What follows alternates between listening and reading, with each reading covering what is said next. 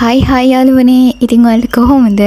මම හිතනවා ඔයාලා හැමෝම සතුටින් පරිස්සමින් ආදරෙන් ඉන්නවා ඇති කියලා. ඉතින් මමත් සතුටින් පරිස්සමින් ආදරෙන් ඉන්නවා. මං හිතුවා අද මං ඔයාලත් එක්ක ඩේ බ්ලොග් එකක් ෂෙයා කරගන්නවා කියලා. ඉතින් ඒ නිසා මං ඔයාලට ආදරෙන් මතක් කරනවා මේ පැත්තට ඇවිල්ලා එන්න කියලා. ඉතින් යාළුවනේ අද ජූලි 13 මම මේ වීඩියෝ එක වොයිස් කරලා එඩිට් කරලා අප්ලෝඩ් කරාට ඔයාලා කවද බලයිද දන්නේ නැහනේ.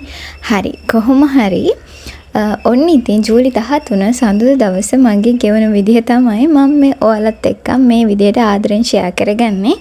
ඔයා මගේ channel එකට අලුත් යාළුවෙක් නම් දැන්මම ගිහිල්ලා මගේ channel එක subscribe කරන්න අමතක කරන්න එපා. ඒ වගේම like comment කරන්නත් share කරන්නත් අමතක කරන්න එපා කියලා ඔන්න වීඩියෝ එකට යන්න කලින් ආදරෙන් මතක් කරනවා. ඉතින් වීඩියෝ එකට යන්න කලින් කෙවඩ ඔන්න වීඩියෝ එකට ඇවිල්ලා ඉවරයි. උදෙන්ම කරේ ඔන්න මිදුල අතු ගන්න එක.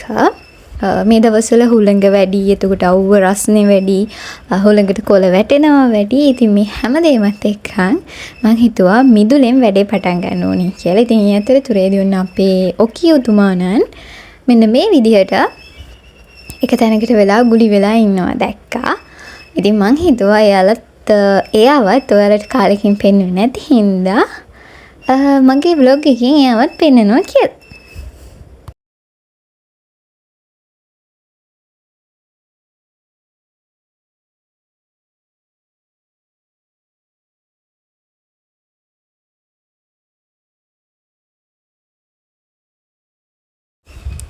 ඉතින් යාළුවනේ මම ඔයාලට කලින් කිව්වනේ මේ දවස්වල මේ පැත්තට අවුවයි හුළඟයි ඕනවටත් වඩා තියෙනවා කියලා.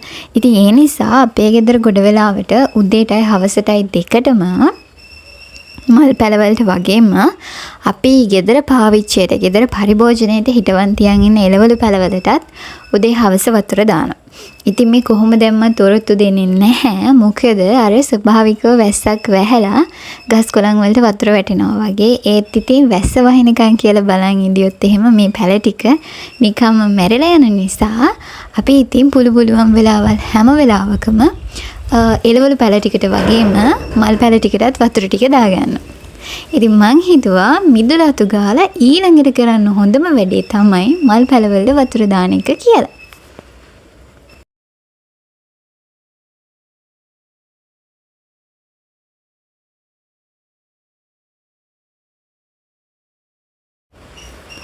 ඔනිදින් සඳුදා දවසේ උදේවරුේ මිදුල අතු ගාලා මල් වලට වතුර දාලා මේ ටික කරලා ඉවරයි. ඊට පස්සේ මං හිතුවා ඔන්න මං ගැන හිතලා තව දෙයක් කරන්න ඕන කියලා. ඒ තමයි ඔළුවේ තෙල් ගන්න එක. මොකද දැන් ඔයාලට පේනවනේ මගේ කොණ්ඩේ කුකුල් පෙන්දක් වගේ තමයි තියෙන්නේ. ඉතින් ඒකට හේතුව තමයි කොණ්ඩේ යනවා, කොණ්ඩේ ශක්තිමත් නැහැ මේවා කියලා කොණ්ඩේ කැපුවානේ අප්‍රේල් වලදී. ඉතින් ඒ කැපුවට පස්සේ මේ මට්ටමට තමයි මේ වෙනකොට කොණ්ඩේ මගේ වැවිලා තියෙන්නේ. ඉතින් දැන් ආසයි කොණ්ඩේ දිගට තිබුණා නැහැ කියලා තියෙන නිසා ඔන්න ඉක්මනට කොණ්ඩේ වවා ගන්න හිතාගෙන තමයි මේ එක සත්කාර කරන්නේ.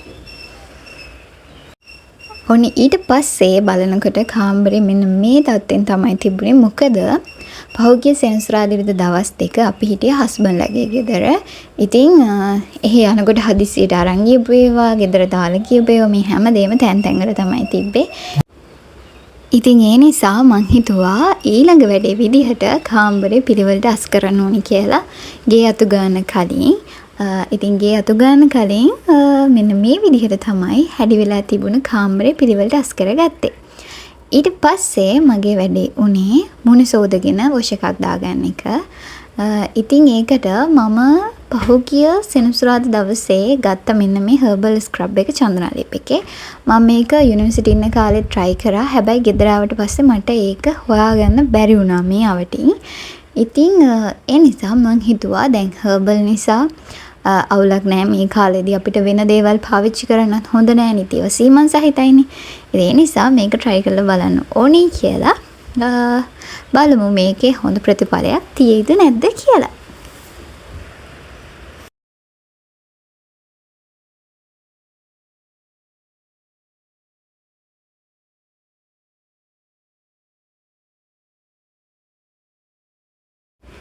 ඊළඟට ඉතින් මං මගේ මූණට කරන එකම සත්කාරය තමයි මේ දවස්වල මෙන්න මේ ඇලෝ ජෙල් එක පාවිච්චි කරන එක.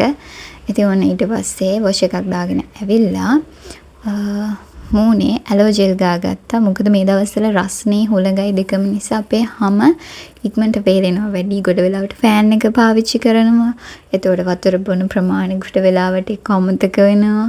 මග ඇරෙනවා. ඉතින් මේ නිසා හැම දැම්ම දිහාම පරිස්සම් කරගන්න ඕනේ. මොකද මගේ හැම ගොඩ වෙලාවට ඉස්කෝලේ කාලේ ඉඳන්ම වියලි හැමයි. ඉතින් ඒ නිසා ඒක තවදුරටත් මුකුත්ම නොකර හිටියොත් පරිස්සම් වෙන්නේ නැති නිසා පොඩි දේවල් ටිකක් ඉතින් පරිස්සම් කරගන්න ඕම. ඔන්න ඉතින් ලකලෑස්ති වෙලා නම් ඉවරයි. දැන් ඉතින් බණ්ඩියා කියනවා දැන් නම් අම්මේ බඩගිනි කියලා. ඉතින් ඔන්න ඒ නිසා අපි දැන් ගිහිල්ලා බත් කමු. ඉතින් උදේ නම් උන කන්න තිබුණේ කිරි කොසුයි කරවල තෙල් දාලා. මං අපේ චූටි පැටිය බණ්ඩියට ආවට පස්සේ ආසාවෙන් කාපු කෑමක් තමයි මේ කොස් ආශ්‍රිත කෑම. يعني කොස් පොලොස් එතකොට වරක මේ දේවල්. ඉතින් ඕන්න බත් කාලි ඉවර වෙලා මෙන්න මේ මම ආසම වටලපා එක කෑ. ප්‍රෙග්නන්ට් වෙන කලින් ඉඳන් මං හරි ආසයි වටලපා වලට. ඉතින් තවටත් එහෙමයි. ඉතින් ඔන්න චූටි පැටියටයි මටයි දෙන්නටම කියලා හිතාගෙන වටලප්පන් කෑවා.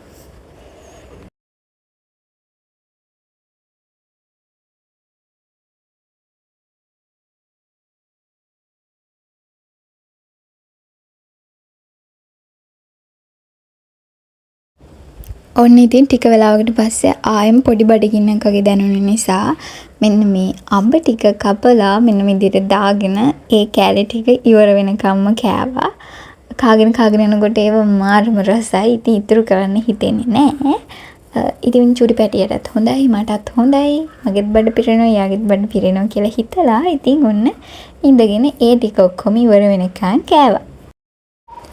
ඔන්න ඉතින් ඊට පස්සේ එහෙ හැරිලා මෙහෙ බලනකොට අම්මා තේ බොන්න කියලා සමපෝෂ අදලා තිබුණා. ඉතින් සමපෝෂ කාලා තේත් බීලා ඔන්න ඉතින් එහෙට මෙහෙට හැරිලා ඉන්නකොට ආයෙත් පොඩි නිදිමතක් වගේ ආවා. ඉතින් නිින්දක් නිදියලා නැගිටිනකොට ටිකක් හවස් වෙලා තමයි තිබුණේ. ඉතින් පරණ පුරුදු අතාරින්න බෑනේ කොච්චර වයසට ගියත්. ඉතින් ඒ නිසා ඔන්න ටීවී එක දාගෙන කාටුන් චුට්ට වෙලාවක් බලලා ඊට පස්සේ දැන් දවල්ට කන්න ඉතින් බඩේ ඉඳ නැහනේ. ඊට පස්සේ ඉතින් රැට කන්න ඉතින් මොන හරි හදා ගන්නත් ඕනනේ. ඒකට ලකලෑස්ති වෙන්න තමයි හදන්නේ. ඒ ඔයාලා දැක්කේ නම් ලුණු කරවල හට්ටියක්. ඉතින් ඒක තාම අවුවේ තියලා නැහැ. ලුණු දාලා හදලා තියෙනවා විතරයි. ඉතින් අපි රැට කන්න තීරණය කරා අද පැස්ටා. මේ ගෙනලත් ගොඩක් කල් හදන්න වෙලාවක් උනේ නැහැ. හදන වෙලාවට ඒක අමතක වෙනවා. රැට හරි උදේට නම් ගොඩ වෙලාවට ඉතින් පැස්ටා කාලා ඉන්න බෑනේ රැට. ඉතින් ඊට පස්සේ ඔන්න ඒකට ලකලැහැස්ති වුණා. මේ ඒ ලකලැහැස්ති තමයි ඔයාලා දකින්නේ.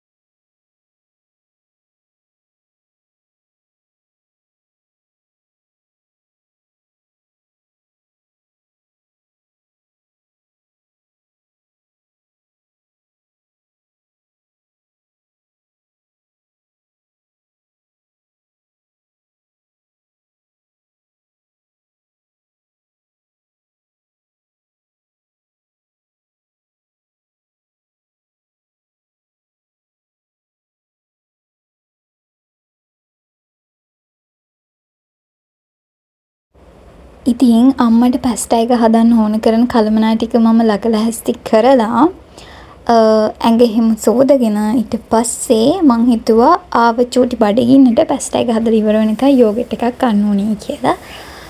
ඊට පස්සේ මොකද උනේ කියලා බලන්න දිගටම වීඩියෝ එකත් එක්ක ඉඳලා ඉන්න.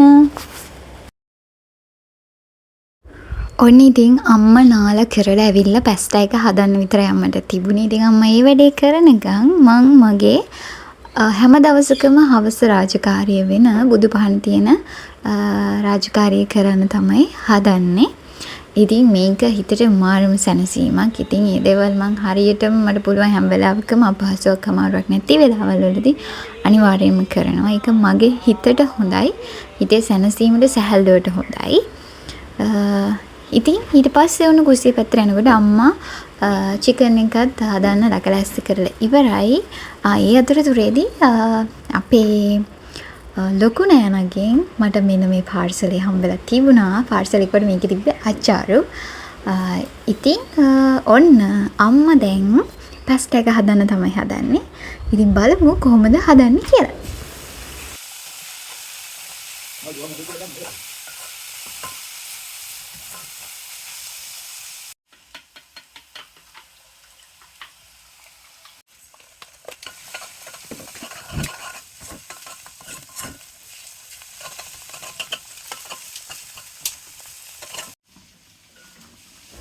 ඉතින් අම්මා පැස්ටා එක හදන අතරතුරේම ඔන්න එයා චිකන් එකත් ලිපේ තියලා. ඉතින් චිකන් එකත් උන් පැහිගෙන ලස්සනට එන ගමන් දැන් පැස්ටා එකේ අවසාන හරිය අපි බලමු රස පාට කොහොමද කියලා.